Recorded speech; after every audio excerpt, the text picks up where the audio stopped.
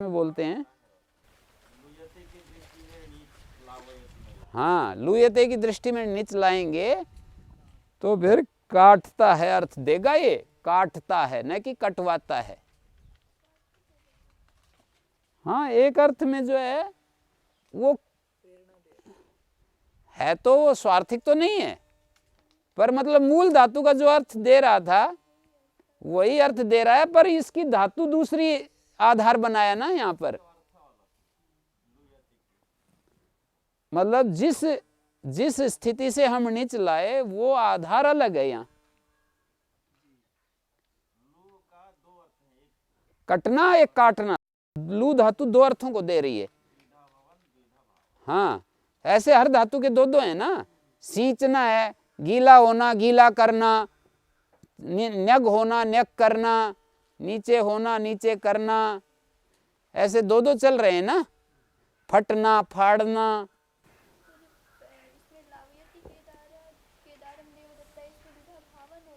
हाँ, द्विधा भावन हो रहा है, पर द्विधा भावन करण नहीं हो रहा है।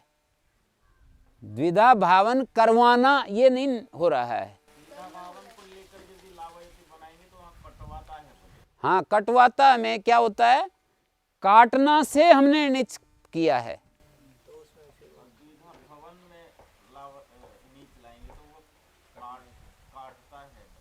हाँ, तो लावयति केदारम देवदत्ता, यहां पर जो है हम क्या कर रहे हैं,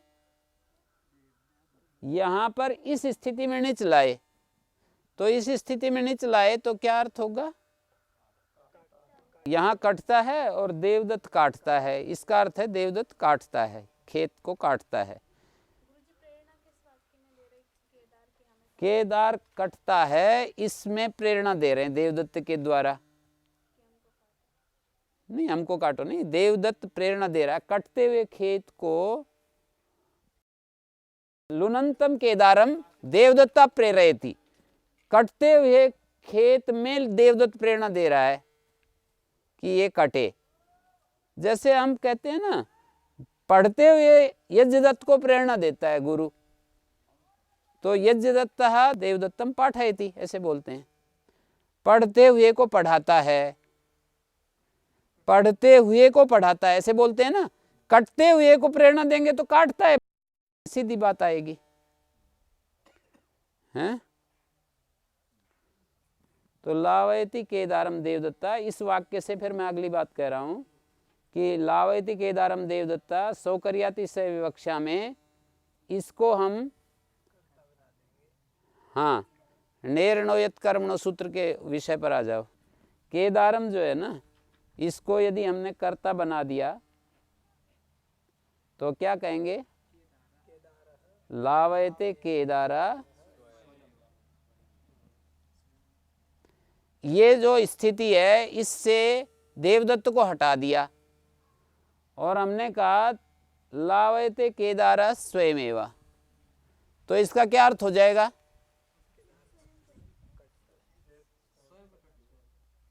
अब इसके प्रेरणा को हटा दिया तो क्या अर्थ निकलेगा, वही निकलेगा खेत कट रहा है। लुयते केदारा का जो अर्थ निकल रहा है वही लावयते केदारा का अर्थ निकलेगा यहाँ पर। जब हम प्रेरणा को देवदत्त को हटा दिया ना वाक्य से और इस कर्म को ही कर्ता बना दिया, तो लावयते का अर्थ वही होगा जो कि लुयते का है। यहाँ पर एक बात दी है, आरोहंती अस्तिनम अस्थिपक। अस्थिपक जो है ना, हस्तिपक क्यों कहते हैं इसको, हस्तीन पाती इति। हाथियों को जो रक्षा करता है, हस्तीना पांति। हस्ती उपपद रहते, हस्तिन शब्द होता है ना, पा धातु से क प्रत्यय हो गया, क के पर रहते पा के आका तो लोपीटी से लोप हो गया, और इस न का लोप हो जाएगा तो रूप बन गया न लोपा प्रातिपदिकांत हो जाता है। तो हस्ती प बन गया और इससे क प्रत्यय स्वार्थ में हो गया।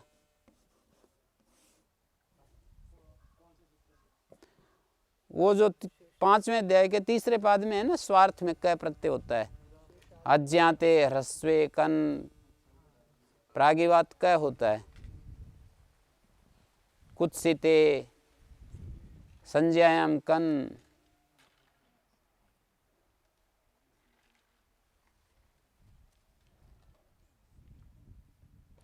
तान आरोहयति महामात्र, यहाँ आरोहयति में आत्मनिपद नहीं होगा, दिखाना है हमको। हस्तिपकों को आरोहंती हस्तिनम हस्तिपका, इससे हमने नीच लाना है। अब ये आरोहंती का अर्थ क्या है? अब इस स्थिति में हम जो है नीच ला रहे हैं। यहाँ आरोहंती हस्तिनम हस्तिपका, इस स्थिति में नीच ला रहे हैं, तो क्या बनेगा? इसमें जब नीच लाएंगे तो हस्तिपक हाथी पर चढ़ते हैं, मतलब उसको झुकाते हैं। इसमें नीच लाएंगे तो महामात्र इनको चढ़ा रहा है। इनका एक अध्यक्ष है कोई, हस्तिपकों का अध्यक्ष है कोई, उसको महामात्र कहते हैं। तो महामात्र तान, तान मानी हस्तिपकान आरोहयति। तो ये अन्यंत अवस्था का कर्म ण्यंत में कर्ता नहीं बन रहा है। ये हस्तिनम जो कर्म है ना, ण्यंत में कर्ता नहीं बन रहा है, कर्म ही है। तो आरोहयति यहाँ पर आत्मनेपद नहीं होगा, आरोहयति यहाँ आत्मनेपद नहीं होगा। देखो, हस्तिनम तान प्रेरयति, आरोहयति हस्तिनम तान आरोहयति, तान आरोहयति, ये मतलब है। इसको प्रेरयति बोलेंगे तो अलग ढंग से बोलेंगे, आरोहंतम हस्तिनम। इसको जब हम सत्री प्रत्यय करके बोलेंगे तो वाक्य बनेगा। बनाओ अपना अपना। आरोहंती हस्तिनम हस्तिपका, सत्री प्रत्यय करके दिखाते हैं ना, प्रेरयति, प्रेरयति क्रिया बोल देते हैं, तो उस तरह से बोलो। सत्री प्रत्यय करके बताओ वाक्य क्या बनेगा। आरोहयतः हस्तिनम हस्तिपकान प्रेरयति, ऐसे बनेगा। आरोहयत, आरोहयन, आरोहयन्तौ, आरोहयन्त, आरोहयन्तम, आरोहयन्त, आरोहयत, आरोहयत हस्तिनम हस्तिपकान। अच्छा, यहाँ में आरोहयंता की बजाय आरोहन, आरोहत होना चाहिए। सत्री से करेंगे ना जब इस मूल धातु से, तो आरोहत। इसका रूप चलाएंगे द्वितीय बहुवचन में। आरोहत किसका विशेषण है? ये आरोहत हस्तिनम हस्तिपकान प्रेरयति। आरोहत, आरोहण करते हुए जो हस्तिपक हैं, हाथी पर आरोहण करते हुए, इसको पहले ले आएंगे। हस्तिनम आरोहत हस्तिपकान, ऐसे बन जाएगा। सीधा सीधा बोलेंगे तो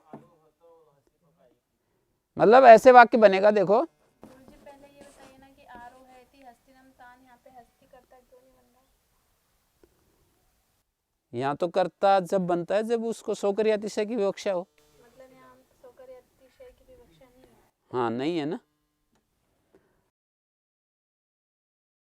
हस्तिनम आरोहयत, देखो, हस्तिनम आरोहत हस्तिपकान महामात्र प्रेरयति।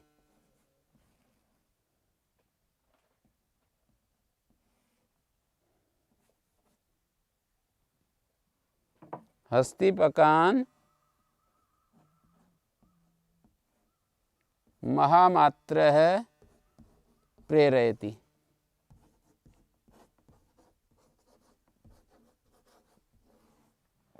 इस तरह से बोलेंगे इसको। जब यहां से नीच लाना चाहेंगे तो इस वाक्य को ऐसे बनाएंगे। ये जो हम नीच लाते हैं ना, तो क्षत्रिय प्रत्यय प्रयोग करके और फिर उसमें प्रेरयति क्रिया जोड़कर या प्रयुंक्ते क्रिया जोड़ करके नीच दिखाते हैं। जैसे देवदत्ता वेदम पठति, तो क्षत्रिय प्रत्यय जोड़ करके और फिर जो है प्रेरयति क्रिया जोड़ करके फिर ये नीच प्रत्यय दिखाते हैं। कैसे कहेंगे? वेदम पठन्तम यज्ञदत्तम देवदत्ता प्रेरयति इति वेदम, नहीं यज्ञदत्तम, दो कर्म हो जाएंगे, वेदम तथा, हाँ, यज्ञदत्ता देवदत्तम वेदम पाठयति, शानच करते हैं। आत्मनेपदी धातु हो तो शानच हो जाता है, परस्मैपदी हो तो क्षत्रिय होता है, बस। परस्मैपदी धातु हो तो क्षत्रिय होता है, आत्मनेपदी धातु हो तो शानच होता है, और कोई नहीं करते। जैसे पचते देवदत्तः शाकम, तो यूं कहेंगे पचमानम देवदत्तम यज्ञदत्तः शाकम पचमानम देवदत्तम, वो शाकम क्रिया कर्म को पहले ले आओ। शाकम पचमानम देवदत्तम यज्ञदत्ता प्रेरयति, यज्ञदत्ता देवदत्तेन शाकम पाचयति। यहाँ देवदत्तेन इसलिए बना कि वहां गति बुद्धि प्रत्यय वसानार्थ सूत्र जहां कर्म संज्ञा नहीं करेगा ना, वहां तृतीया हो जाएगी। गति बुद्धि प्रत्यय वसानार्थ सूत्र जहां कर्म संज्ञा कर देगा तो दो कर्म बन जाएंगे, नहीं तो फिर वो एक ही कर्म रहेगा। तो हस्तिनम आरोहत हस्तिपकान महामात्र प्रेरयति, ऐसे बोलेंगे। महामात्र प्रेरयति, तो इसको क्या कहेंगे? आरोहयति, आरोहयति हस्तिनम, आरोहयति हस्तिनम हस्तिपकान, दो कर्म हो गए ये। आरोहयति हस्तिनम, इस वाक्य से मैं ये बना रहा हूं, हस्तिपकान, अरे प्रेरयति तो हो लिया, अब तो महामात्र होगा, हैं? आरोहत, आरोहंती हस्तिनम हस्तिपकान, नीच लाएंगे तो यही तो होगा, आरोहयत हस्तिनम हस्तिपकान महामात्र, द्विकर्मक होगी धातु। ये इसके बीच की जो बीच की स्थिति है वो इस वाक्य से प्रदर्शित करते हैं। नीच लाने से पहले जो स्थिति बनती है ना, वो इस वाक्य से प्रदर्शित करते हैं। जब हम नीच लाते हैं तो तब वो क्षत्रिय शानच का प्रयोग करके दिखाते हैं और प्रेरित क्रिया का प्रयोग करते हैं साथ में। मतलब ये जो वाक्य मैंने लिखा है ना, इसकी जो पूर्ववर्ती स्थिति है वो ये है, हस्तिनम आरोहत हस्तिपकान महामात्र प्रेरयति। तब ये बोलने के बाद फिर ये वाक्य बोलेंगे, आरोहयत हस्तिनम हस्तिपकान महामात्र, हैं? स्थलम आरोहयति मनुष्यान वाला उदाहरण जो मैंने बताया था, हस्ति जो है ये दोनों साथ जुड़ रहा है, आरोहे मानो हस्ति यहाँ भी जुड़ रहा है, स्थलम आरोहयति मनुष्यान इधर भी जुड़ रहा है। आरोहयति क्रिया का ये करता है, आरोहयमाणों का भी वो करता है।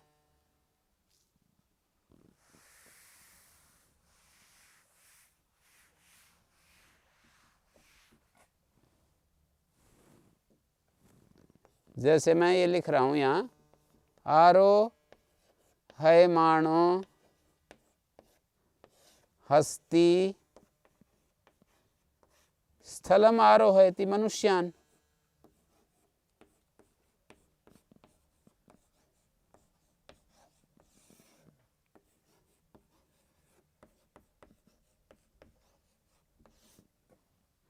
तो इस वाक्य में जो हस्ति है ना कर्ता, आरोहयति का भी करता है, इधर आरोहयमाण का भी करता है, इसको बोलते हैं उभयान्वयी।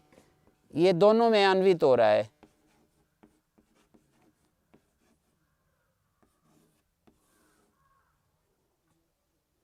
पदम बोलेंगे तो उभयान्वयी नहीं बोलेंगे, फिर ऐसे लिखेंगे, हस्ति इत्येतत् पदम, नपुंसक लिंग में ये इस तरह लिखा जाएगा, उभयान्वयी इत्येतत् पदम उभयान्वयी। और यदि यूं लिखेंगे ना, हस्ति अयम शब्दः उभयान्वयी, तो फिर दीर्घ आएगा।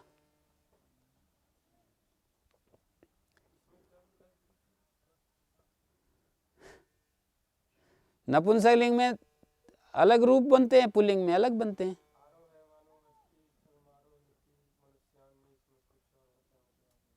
क्या होता है?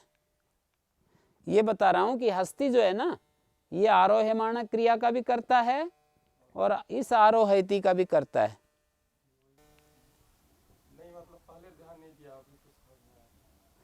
हाँ, आरोहमाणो हस्ती का मतलब है झुकता हुआ हाथी। स्वयं झुकता हुआ जो हाथी है, मनुष्यों को अपने स्थलम आरोहयति, उनको प्रेरणा करता है ऊपर बैठने के लिए। हाँ, स्थल के ऊपर बैठने के लिए प्रेरणा कर रहा है। स्थल का मतलब वो जो सीट उसके ऊपर बनाकर रखते हैं ना, हाथी के ऊपर जो बैठने के लिए स्थान रखते हैं, होदा बोलते हैं, क्या बोलते हैं, उसको स्थल का है।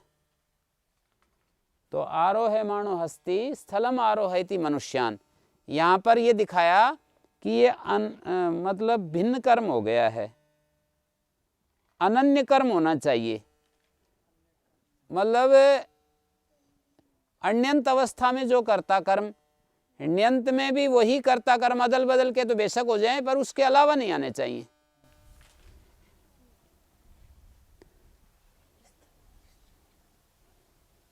जैसे अण्यंत अवस्था का जो कर्ता कर्म है, ण्यंत में वही अदल बदल के तो बेशक हो जाए, उससे अतिरिक्त और कोई नहीं आना चाहिए। तो यहाँ स्थल और कोई कर्म आ गया ना इस वाक्य में। आरोहमाणो हस्ती, अण्यंत अवस्था का जो कर्म ण्यंत में कर्ता हो जाए और साथ में कोई और कर्म भी आ जाए, तो ऐसी स्थिति में सूत्र कार्य नहीं करेगा। अनन्य कर्म रहना चाहिए, मतलब अण्यंत अवस्था का जो कर्म ण्यंत में कर्ता हो जाए, साथ में कोई और अतिरिक्त कर्म आ जाएगा तो फिर नहीं कार्य होगा। अण्यंत अवस्था का कर्म कर्ता हो रहा है ना, ये हस्ती आरोहंती हस्तिनम, हस्तिपका ये अण्यंत अवस्था थी, उसका ये कर्ता हो गया सोकर्याति से विवक्षा में। अण्यंत अवस्था का कर्म कर्ता बन गया, कर्ता बनने के बाद एक कर्म अगले वाक्य में और ले आए, वक्ता ने, बोलने वाले ने एक कर्म और बोल दिया हैं। हाँ, आरोहंती, अच्छा, ये मनुष्यान को देख करके हम पहला वाक्य ये कल्पित करेंगे, यहाँ जो हस्तिपका दिया है ना, यहाँ ये मनुष्यान का उपलक्षक है। देख रहे हैं आप, पुस्तक देखिए, यत्स ग्रहणम अनन्य कर्मार्थम, ये यदि ये वाक्य दे दें ना हम लोग, हस्तिपका का अर्थ मनुष्य कर दें, तो अगले वाक्य को समझने में हमें ज्यादा असुविधा नहीं होगी। आरोहंती हस्तिनम, हस्तिपका में जो हस्तिपका पढ़ा है इसको आप मनुष्य समझ लो। अगले वाक्य में जो मनुष्यान है, ये हस्तिपकान ही मनुष्यान बन रहा है। हस्तिपका और मनुष्य एक ही चीज है, हैं? आरोहंती हस्तिनम मनुष्यः, आरोहमाणो हस्ति स्थलम आरोहयति मनुष्यान। नहीं तो ये मनुष्यान जो है, मनुष्यान कहां से आ गया, तो ये मनुष्य का ही मनुष्यान बना है। और या फिर इसका पहला वाक्य कल्पित जब आप करोगे ना, तो आप क्या करेंगे, आरोहंती हस्तिनम मनुष्याः, ऐसा कीजिए। इसका पहला वाक्य जब कल्पित करेंगे तो क्या करेंगे, आरोहंती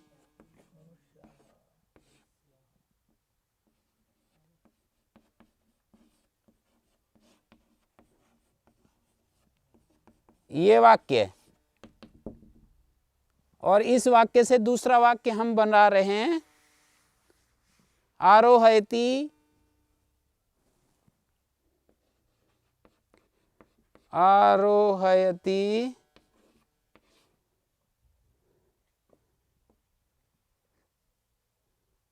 हस्ति स्थलम मनुष्यान। देखिए,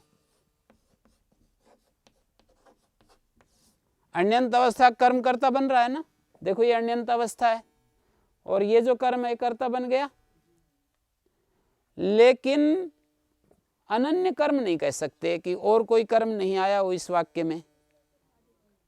यहां दूसरा स्थलम कर्म आ गया है। मनुष्य कर्ता कर्म बन गया एक अलग बात है, पर ये जो है स्थलम कर्म आ गया अतिरिक्त। तो काशिका में लिखा है यत स ग्रहणम अनन्य कर्मार्थम। यत और स जो पढ़ा है सूत्र में, अणो यत कर्म णो चेत स, यत और स, ये उसको एक विशेष रूप से विशेषित करने के लिए, यत कर्म, जो कर्म वह कर्ता, जो कर्म है वह कर्ता बन जाए और कर्म ना रहे साथ में, अर्थापत्ति निकाल रहे हैं ऐसे।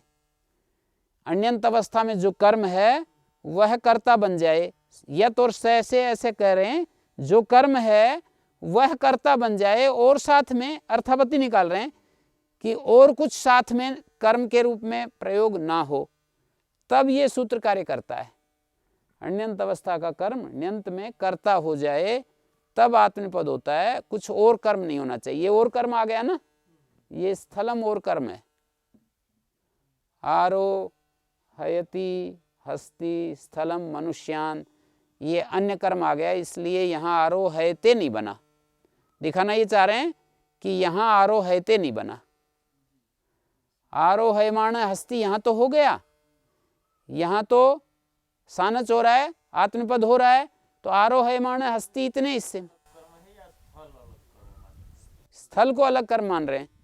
मनुष्य जो है, मनुष्य हस्तिनम आरोहंती, अन्यंत अवस्था है ना, और स्थलम ये अतिरिक्त कर्म आ गया। मनुष्य कर्ता, फिर गति बुद्धि, गति बुद्धि प्रत्यवसानार्थ शब्द कर्मा कर्म काणामणि कर्ता शरणो सूत्र से इसकी कर्म संज्ञा होगी। भाष्यकार ने एक उदाहरण दिया है, आगे चल करके दृश्य धातु का प्रयोग किया है। जैसे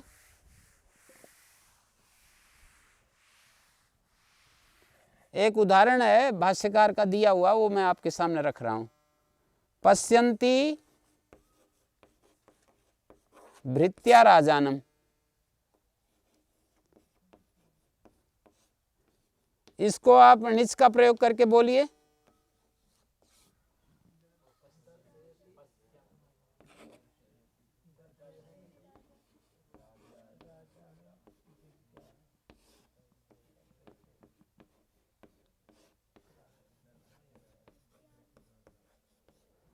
सोकरियाति से विवक्षा में इस वाक्य का हिंदी ट्रांसलेशन क्या होगा? एक तो इसका सीधा अर्थ ये होता है कि जो है ना, राजा नौकरों को अपना स्वरूप दिखाता है, पर यहाँ ये अर्थ ना होकर के राजा नौकरों को दिखता है।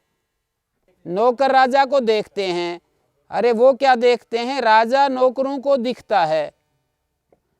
सोकरियाति से विवक्षा में राजा नौकरों को दिखता है, ये वाक्य है।